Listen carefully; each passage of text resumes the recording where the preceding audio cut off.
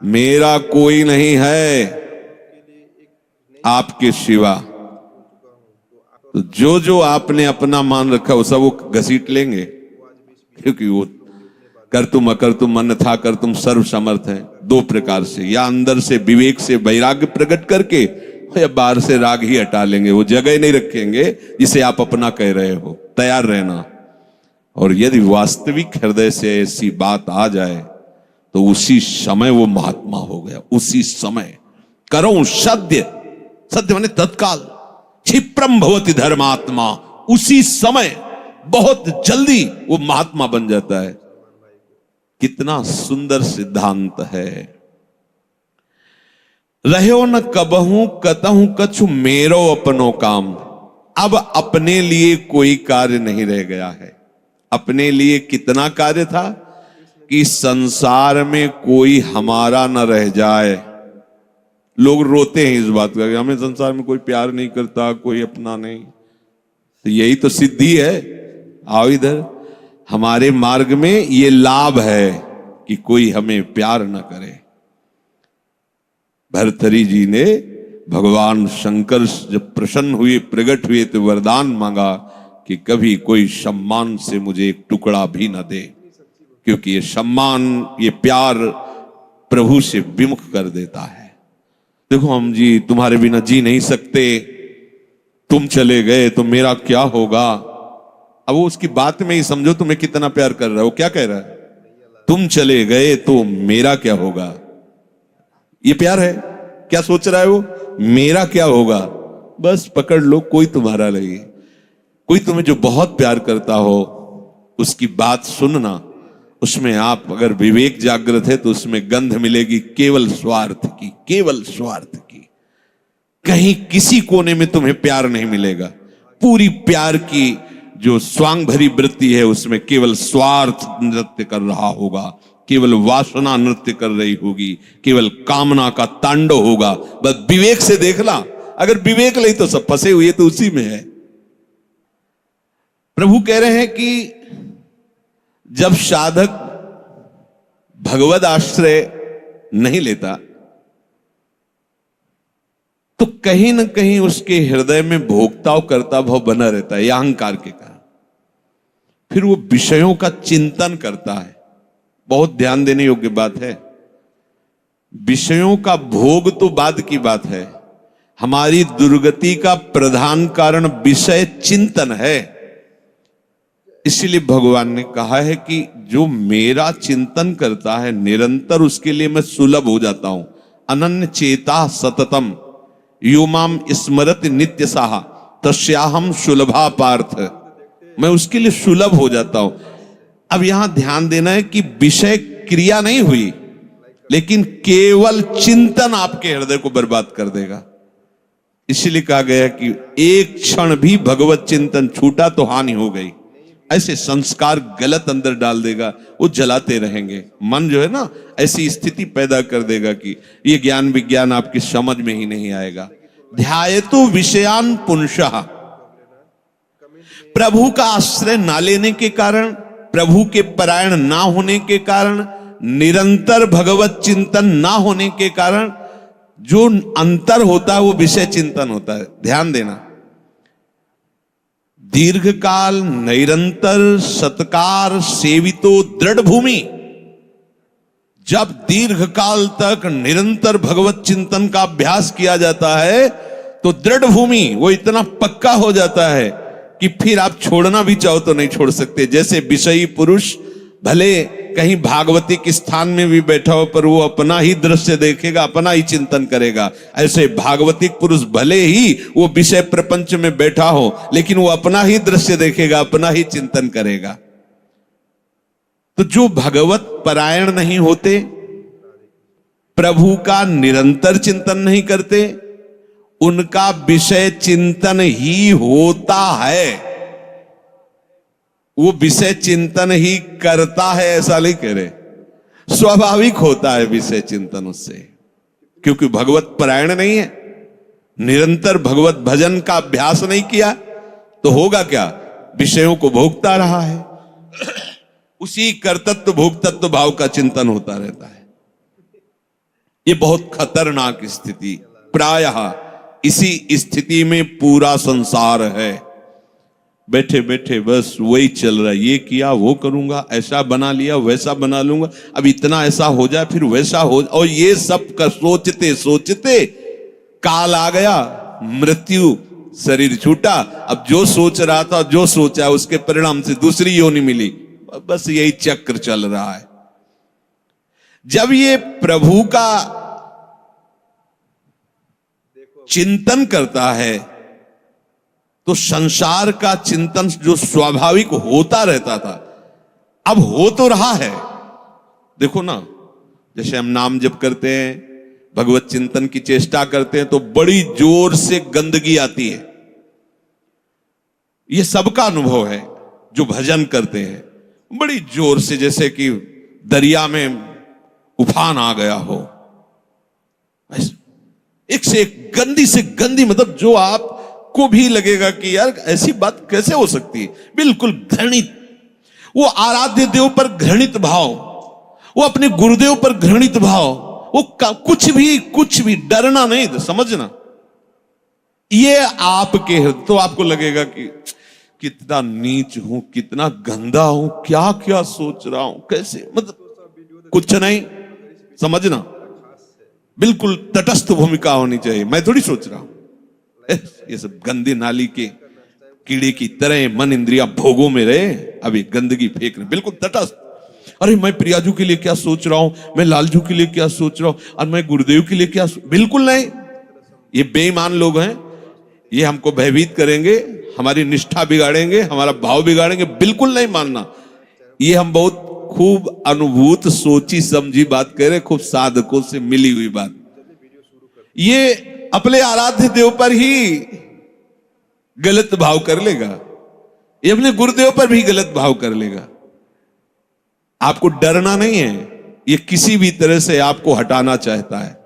जहां आप भगवत चिंतन में लगे, अब भगवत चिंतन आपके हृदय में आए हुए या बसे हुए या पुराने संस्कार सब मिटाएगा। बिल्कुल आपको चिंता नहीं करनी, बस चलने दो, नाम कीर्तन, नाम जप, मंत्र जप, वाणी चिंतन, चलने दो, सेवा।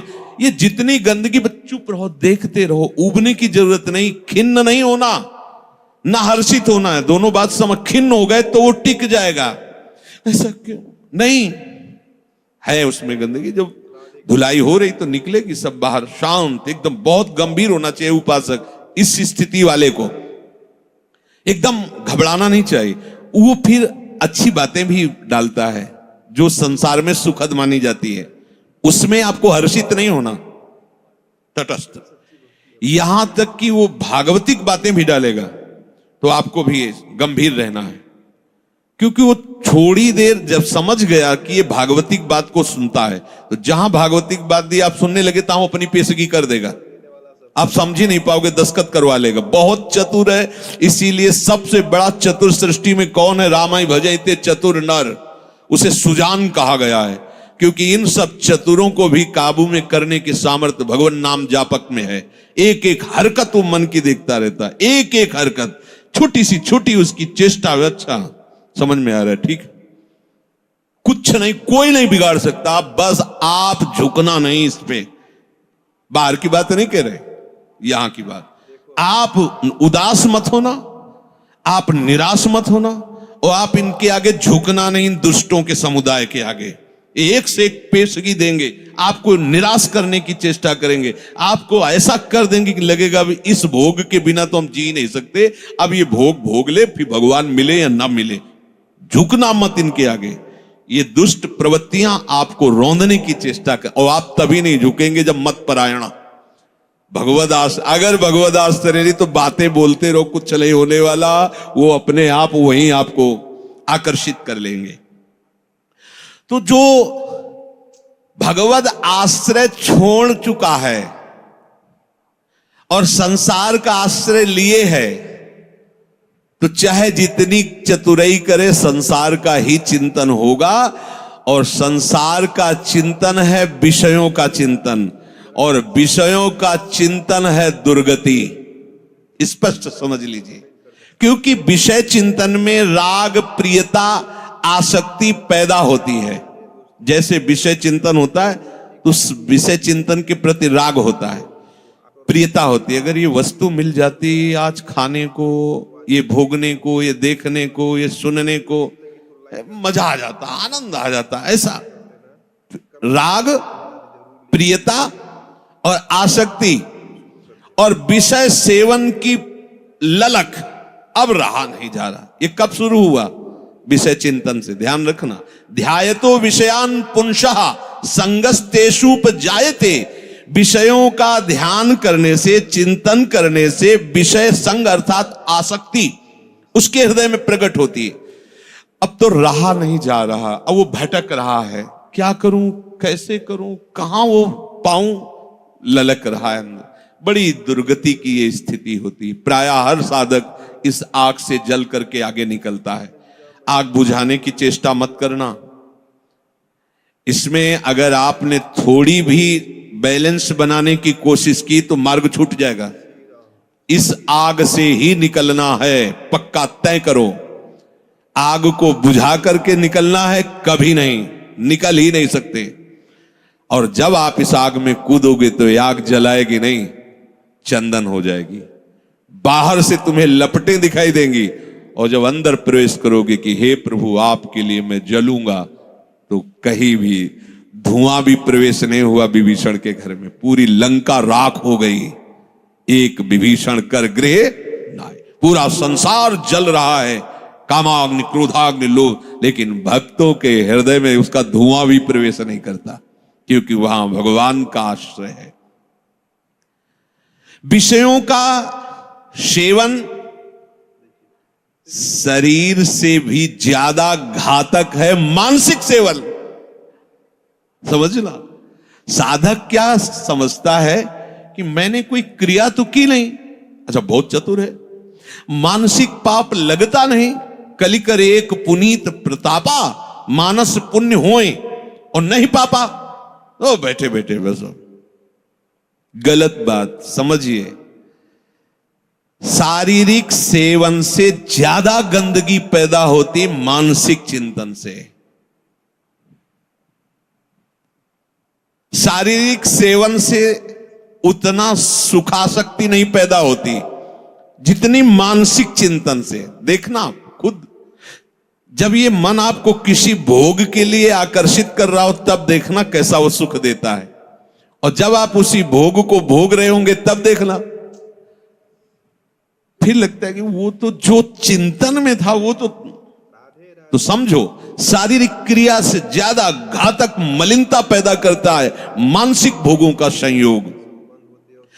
उसमें विषयों की विशेष आसक्ति पैदा हो जाती है। वो ऐसी प्रियता होती कि बार बार हृदय को चूर चूर करती रहती है। तब देखो ना संसारिक पुरुषों को, देखो ना, अब वो विषय सेवन करे चाहे ना करे, विषय राग उसका नाश कर चुका। ये बहुत समझने की बात है कि हम किसी से मिलते नहीं, हम किसी से, लेकिन एकांत बैठकर अगर आप मन के साथ विषयों में विचरण कर रहे हैं तो आप में और एक घोर संसारी में कोई अंतर नहीं है। संसारी को तो एक दैन्यता भी रहती कि मैं बड़ा नीच हूं, कामी हूं, और अपने अंदर एक अहंकार रहता है कि मैं बैरागी हूं, मैं महात्मा हूं। समझते रहे ना, शरीर से क्रिया नहीं हुई पर मानसिक आप उसका संयोग सुख चिंतन के द्वारा, तो आप बहुत मलिन हो रहे हैं, आप अपना बहुत बुरी तरह से पतन कर रहे हैं। ये भगवत वाणी है। तो होता है ना स्वाभाविक, उसमें हम क्या कर सकते हैं? उसमें नाम जप कर सकते हैं आप, वही तो डिलीट करेगा, चतुराई नहीं। कई बार सत्संग में कहा, कुछ भी चल रहा है अंदर, मन फेंक रहा है, राधा राधा राधा राधा, ये जो आपका राधा राधा चल रहा है ना, एक भी चाल उसकी नहीं चलने देगा। वो चाहे जो विषय सेवन की बात, विषय सुख की, बार बार राधा, तो वो जलाएगा तुमको। बंद करो ये राधा नाम, पहले हम जो पेश कर रहे हैं उसमें तन्मय हो, बस आप छोड़ना नहीं तो हानि हरिवंश के नाम अंतर परे। कहे हनुमंत विपत्ति प्रभु सोई, जब तो सुमिरन, यही विपत्ति फंसा देगा। अरे बहुत विचित्र है, ये बहुत विचित्र है। लड़खड़ा कर कदम वहीं खड़े हो जाएंगे जहां चिंतन चल रहा है। बहुत घृणित मन की ये चिंतन वाली वृत्ति आपको क्रिया में उतार देगी, आप रुक नहीं पाएंगे। संगात संजायते कामः, जब आप विषयों का ध्यान दीजिए। ध्यायतो विषयान पुंसः, ये होगा, सबके होता है। जब लोग बात अरे हम तो समझते नहीं थे, ये काम ही है, आश्चर्य की बात है, कोई आश्चर्य की बात नहीं। हां, ये आश्चर्य की बात की ब्रह्मचारी है, ये आश्चर्य की बात है। ऐसे सृष्टि में और ये ब्रह्मचर्य, अब प्रणाम की बात है। ये आश्चर्य, कामी वो कोई आश्चर्य की बात नहीं। कोई भी हो, यहां से लेकर ऊपर तक, ब्रह्मलोक तक, कोई भी हो, कहीं भी, इसी का तो शासन है, इसी का तो राज्य है, और सब इसी संकल्प काम से ही पैदा हुए। कोई अगर ये कहे कि सब व्यर्थ की बात है, अगर कोई बचा है तो लाडली लाल के चरणों की ठसक में जो बैठा हुआ उनके चिंतन में है। अब कहीं गुंजाइश ही नहीं कोई। और अगर वो भी थोड़ी देर के लिए भी विषय चिंतन करेगा तो थोड़ी देर के लिए रौंदा जाएगा, ध्यान रखना। इसीलिए है दीर्घकाल निरंतर सत्कार सेवितो, दीर्घ काल तक आदर पूर्वक निरंतर भजन परायण रहो। जगह ही नहीं रह गई, सब डिलीट, सब खत्म हो गया। आप देखना, नाच पड़ोगे। जैसे जैसे आपकी निष्कामता बढ़ती जाएगी वैसे वैसे मतवालापन, ऐसा जैसे कोई मदिरा पिए हो और झूमता हुआ चल रहा है, उसको कुछ नजर नहीं आ रहा। ऐसे ही नाम की मादकता जब चढ़ती है, मस्त हो जाओगे। ये बड़े बड़े महात्माओं ने पिया है, इस नाम का रसाशोपान किया है, रूप रसाशोपान किया है। जैसी तरिवंश निकट दासी जन लोचन चसक रसासो घटकत। जब आपका विषय चिंतन चल रहा है, यदि नाम नहीं चल रहा तो खतरे में अपने को डाल रहे हो, और नाम चल रहा है तो तुम्हें परेशान होने की जरूरत नहीं हो, कुछ नहीं कर पाएगा, कुछ नहीं। ये बहुत बड़ा पहरेदार है, आपको गिरने नहीं देगा, उनकी एक भी संस्कार वृत्ति आपके हृदय में बनने नहीं देगा। अपने पास बहुत बड़ा पावर है नाम। इसीलिए तो जो इस रहस्य को समझ जाते हो बलिहारी होते हैं संतों की, गुरुदेव की, कि आपकी कृपा से वो चीज मिली। पायो जी पायो मैंने राम रतन धन पायो। ये नाम ऐसा महामहिम, भगवान को अधीन कर ले, मन की क्या बात है, मन अधीन हो, ये क्या बात है। भगवान को अधे सुमिर पवन सुत पावन नामू, अपने बस करी राखे रामू।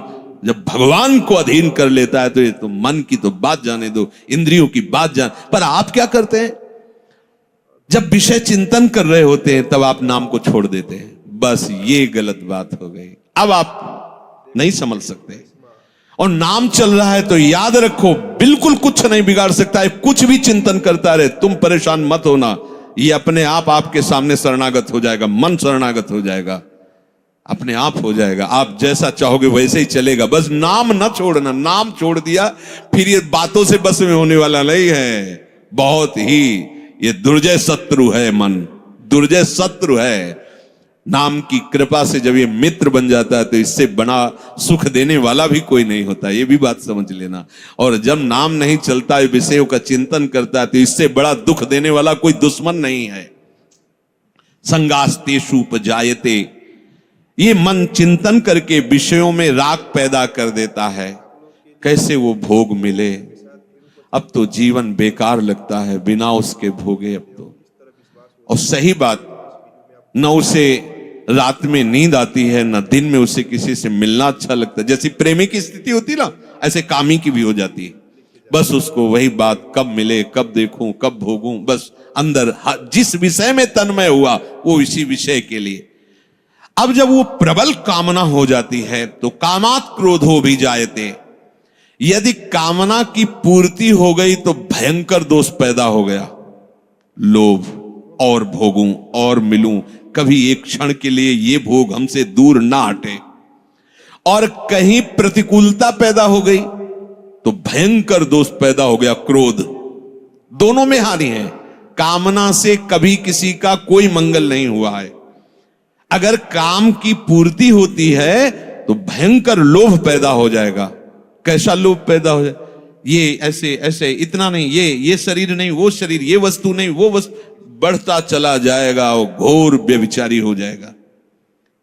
और अगर प्रतिकूलता हुई तो क्रोध पैदा हो जाएगा। ऐसा क्रोध पैदा हो जाएगा कि जिसको कहता है कि मैं तुम्हें बहुत प्यार करूं, उसी को मार देगा, वो हिंसा कर देगा। ये बिल्कुल समझने की बात है। अगर उसकी कामना भरपूर हो चुकी है, संकल्प बन चुका है और उसकी पूर्ति में बाधा होगी तो भयंकर क्रोध, और क्रोध जहां प्रकट हुआ, कामः क्रोधोद भी जायते क्रोधात् भवति सम्मोह। अब जहां क्रोध प्रकट हुआ, अब उसमें मूढ़ता छा गई। ये करना चाहिए, ये नहीं करना चाहिए, खत्म हो चुका। अब उसमें और पशु में कोई अंतर नहीं है, उसमें और राक्षस में कोई अंतर नहीं। कोई आशा न करे कि जो क्रोध से सम्मूढ़ता को प्राप्त हो चुका है उससे कोई विनय काम करेगी। अब वो राक्षस हो चुका है, उसके सारी प्रवृत्तियों में क्रोध के द्वारा प्रकट की हुई मूढ़ता छा चुकी। अब कुछ भी विवेक काम नहीं कर रहा। प्रभु कह रहे क्रोधात् भवति सम्मोहा। ऐसी मूढ़ता छा जाती है जो विचार की गुंजाइश नहीं रह जाती। वो रो रहा है सामने, या कोई, अब देखो रसेंद्री की ऐसी प्रबलता हुई, पशु पक्षियों को मार के खा रहा है जीव। कैसी कैसी, देखो मतलब हमें कोई जरा सा कष्ट दे तो हमें पीड़ा होती है। आप देखो एक छोटी चींटी जा रही हो, आप एक तिनके से ऐसे छूने की चेष्टा, वो भागने की चेष्टा करेगी, अर्थात वो बचना चाहती है। ऐसे हर जीव है। कैसी मूढ़ता छा गई, जीवों की हत्या करके उनके शरीर को खाते हैं। मनुष्य है, बढ़िया कपड़ा पहन करके, बढ़िया सुंदर है, भोग सामग्रियां हैं, खाइए पिए, खूब भजन कीजिए, नाम कीर्तन कीजिए, भगवद आश्रित, किसी को कष्ट देने के लिए, अपनी रसेंद्री के लिए। ऐसे ही प्रत्येक इंद्री के लिए जो कामना युक्त हो जाता है वो आसुरी भाव है, राक्षस है। वो देखने में केवल लगता है मनुष्य नहीं, उसकी प्रवृत्ति अंदर से राक्षस है।